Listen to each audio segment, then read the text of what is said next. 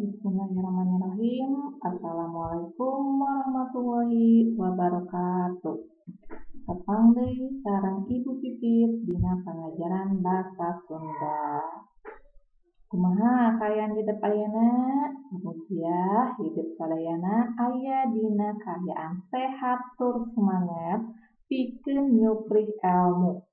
Nah, pangajaran basa Sunda kanggo dinten ayeuna nyaeta ngeunaan ngahartikeun istilah kasehatan jeung ngalarapkeun kecap. Nah, urang lajengkeun nya. Tadi dia aya sawios paguneman anu tos dibahas mingon kapangkar. Judulna ngalongok padana. Jadi wilujeng enjing bu, ibu guru. Wilujeng enjing Bibi, bu guru bade angkat ka mana? Bu guru bade ngalongok padana. Bibi padana teu damang bu, ibu guru. Muhun, apantos tilu dinten teu damangna. Saurna mah kaserang panyawa tipes. Hayu atuh, Bibi bade ngiring ngalongok. Bibi, mangga bu, engke abdi mah bade ngalongok teh sareng rerencangan. Bu guru, oh kitu, sae atuh, hayu di. Bibi, mangga bu. Tah, dina paguneman ieu aya rupi kecap nu ngeunaan istilah kasehatan.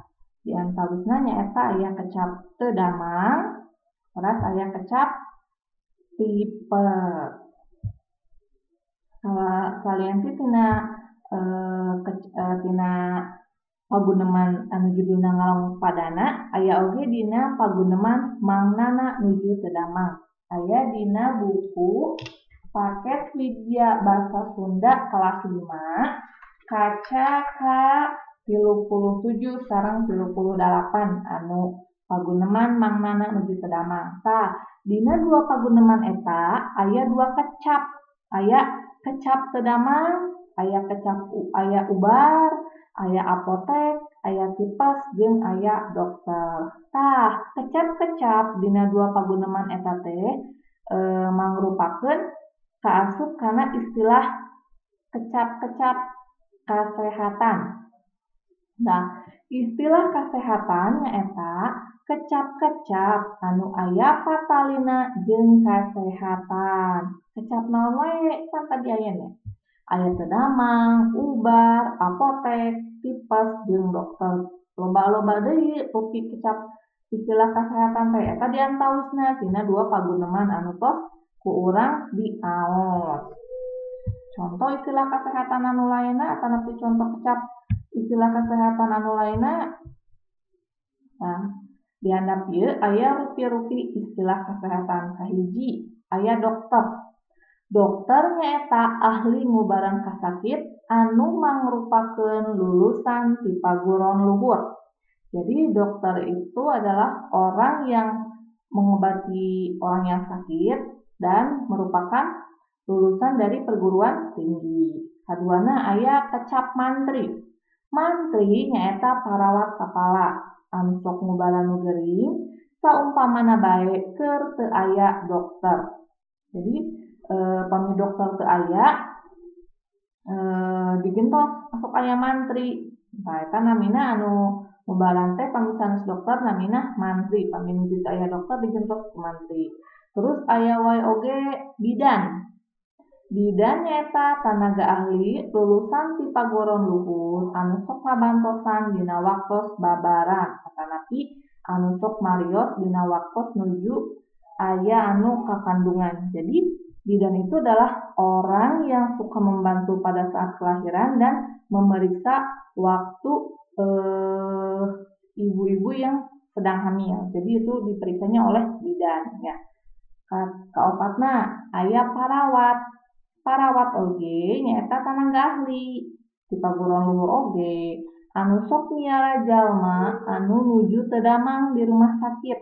Jadi biasana pami aya nu dirawat di rumah sakit sok aya anu datang ka dinya ningali kaayaanna tah eta diurusna ku parawas tanapi ku suster. Terus aya kecap apotek. Apotek nyaeta tempat jual meuli rupi-rupi obat kesehatan. Nah, anu ngajual meulikeun rupi-rupi obat kesehatan eta teh namina apotek.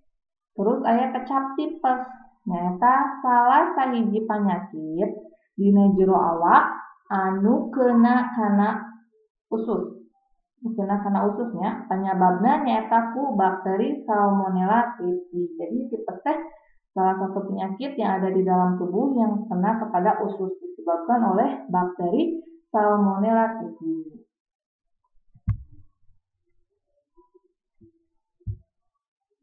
Terus anu kaduana tadi kecap-kecap istilah kesehatan, kaduana ngalarapkeun kecap kana kalimah.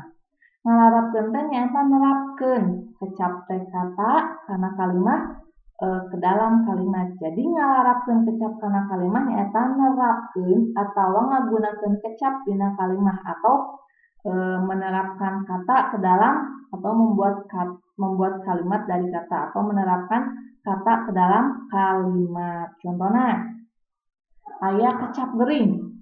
Kalimahna kumaha? Geus 2 poe Nina gering tipes. Kita mun tina kecap gering. Kecap nu kaduana obat. Daun pucuk jambu bisa dipake pikeun obat nyeri beuteung.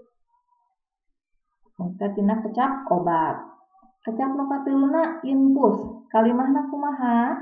Kusabab miceun wae ka handap jeung ka luhur, mangnana kudu diinfus. Jadi eta teh nerapkeun kecap istilah kesehatan kana kalimah. Tah, mun sakitu wae nu kapihatur ku Ibu, pancen kanggo hideep aya dina buku paket Widya Basa Sunda kelas 5 kaca 40 ngahartikeun istilah kesehatan sareng 40 hiji. Terus salajengna kaca 40 hiji sareng kaca 42 nyaeta ngalarapkeun kecap. Mun sakitu wae nu kapihatur ku Ibu, pamugi hidup tiasa ngartos tur aya manfaatna naon anu didikeun ku Ibu. Wabillahi taufiq wal hidayah.